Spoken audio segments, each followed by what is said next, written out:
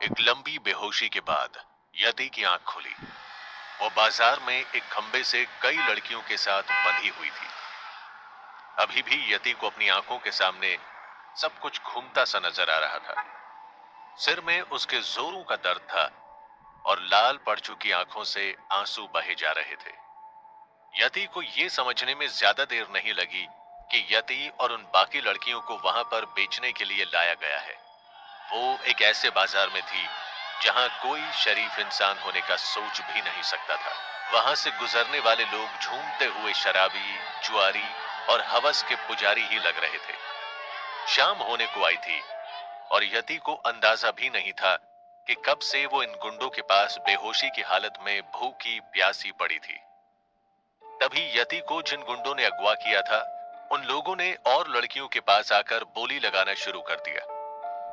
बोली लगाते हुए वो गुंडे कई लोगों को अपने पास बुलाकर कह रहे थे, जो कि जितनी ज्यादा बोली लगाएगा उसे उतनी ही जवान और कटीली लड़की मिलेगी। एक शराबी यति की तरफ इशारा करके कहता है, अरे लड़की तो बड़ी कमाल लग रही है।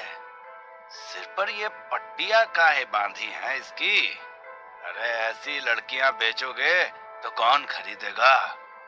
थोड़ा सस्ते में लगाओ और ये लड़की दे दो हमका। बुढ़ाऊ, कबर में पैर है तेरे और तेरे को सस्ता महंगा करना है। सस्ते में तो कुछ नहीं मिलेगा, लेना तो ले वरना अपना रास्ता नाप। रगड़ा हुआ माल लग रहा है ये सब पट्टी भट्टी। हाँ तो रोकना है तेरे बस? नहीं जम रही तो इधर बाकी लड़कियां भी तो हैं, एक से बढ़कर एक। पैसे तो कम नहीं लगेंगे, लेना है तो बढ़िया दाम बता वरना फुट इधर से। उस बोली लगाने वाले गुंडे ने शराबी आदमी को हटाने के बाद यति की तरफ पलट कर देखा। उसने यति के सिर की पट्टी को खोलना शुरू कर दिया। वो चीखने की कोशिश कर रही थी लेकिन चीख नहीं पा रही थी। उस गुंडे ने यति को जोर से थप्पड़ मारा। इस पर यति सहम गई और एकदम खामोशी से खड़ी हो गई। एकदम चुप, ज्यादा हाथ पैर चलाएगी तो चलने लायक नहीं रहेगी, मेरा धंधा खराब करेगी। चुपचाप से मुंह बंद करके खड़ी रहे, वरना तेरा वो हाल करेंगे कि कोई तुझे खरीदना तो दूर, तेरी तरफ देखना भी पसंद नहीं करेगा। यति बाकी अगवा की गई लड़कियों से अलग दिख रही थी। ऊपर से उसने अपनी सगाई का जोड़ा पहना हुआ था। लोग इसीलिए सबसे ज्यादा यति के बारे में पूछ रहे थे और उसके सिर पर जख्मों के निशान देखते हुए लोग उसकी बोली बड़ी कम लगा रहे थे। एक आदमी ने आकर उस बोली लगाने वाले गुंडे से कहा, 5,000 रुपए ले और लड़की मुझे दे दे। तेरे पे इतने निशान है, तू भी जानता है कोई नहीं खरीदेगा इसे। 5,000 भीख देने को आया तू? चल फूट इधर से। अगला कौन है? 6,000। 7,000। 6,000 की बोली के बाद किसी ने 8,000 की बोली लगाई तो किसी ने 9,000 की। धीरे धीरे करके बोली 15,000 तक पहुंच गई। यति रोए जा रही थी और खुद को बेहद बेबस महसूस कर रही थी। धीरे धीरे करके बाकी लड़कियां बिकती जा रही थी। सारे के सारे कंगाल आके यहीं जम गए हैं क्या? कोई है ऐसा जो दमदार बोली लगा सके? फकीर हैं साले सब के सब।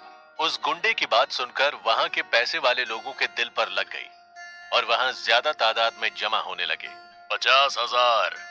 ये सुनते ही वहां जितने भी लोग मौजूद थे वो पलटकर बोली लगाने वाले की तरफ देखने लगे। यति ने भी चौंकते हुए देखा कि आखिर उसे दुगने तिगुने पैसों में कौन खरीद रहा है। यति ने देखा कि बोली लगाने वाला आदमी दूर शराब की दुकान पर बैठा हुआ था। अजीब सी बात यह थी कि उसका चेहरा एक नकाब से ढका हुआ था। यति उसे देखकर बुरी तरह से घबरा गई क्योंकि उस नकाबपोश आदमी की आंखें यति को एकटक घूर रही थी। ये हुई ना मर्दों वाली बात। है कोई और जो इसे टक्कर दे सके? तब तक किसी और ने भी यति पर 52,000 रुपए लगा दिए, लेकिन नकाबपोश आदमी ने दाम बढ़ाते हुए सीधा 80,000 की बोली लगा दी। सभी लोग बेहद हैरानी से उस आदमी को देखने लगे, लेकिन ये बात उस शराबी को पसंद नहीं आई जिसने 52,000 की बोली लगाई थी। इस पर वो शराबी नकाब वाले आदमी की तरफ गुस्से से दौड़ा और उसे मारने की कोशिश करते हुए लपका। इस पर उस नकाब वाले आदमी ने एक झटके में ही अपने हाथ में पकड़ी गई बोतल को एक पत्थर से मारते हुए फोड़ दिया और उस शराबी के हाथ पर दे मारी। जिस हाथ को शराबी ने मारने के लिए उठाया था वो जमीन पर गिर पड़ा। इसके बाद उस नकाब वाले आदमी ने शराबी आदमी को जमीन से उठाया और यति को घूरते हुए एक झटके में उस शराबी आदमी की गर्दन मरोड़ दी। एक पल में शराबी आदमी का शरीर किसी बेजान इंसान की तरह झूलता दिख रहा था। सब लोगों की नजर अब उस नकाबपोश पर थी।